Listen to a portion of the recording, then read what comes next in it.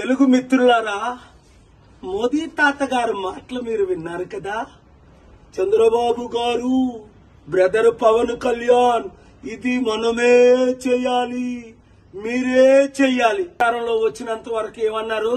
Special status ఇస్తాను, smart సిటీలు కడతాను, నల్లధనం తీసుకొస్తాను, అందరినీ శాంతిగా ఉంచుతాను, అద్భుతాలు చేస్తాను, డాలర్ రూపాయితో సమానం చేస్తాను, 20 కోట్ల ఉద్యోగాలు 10 సంవత్సరాలు ఇస్తాను.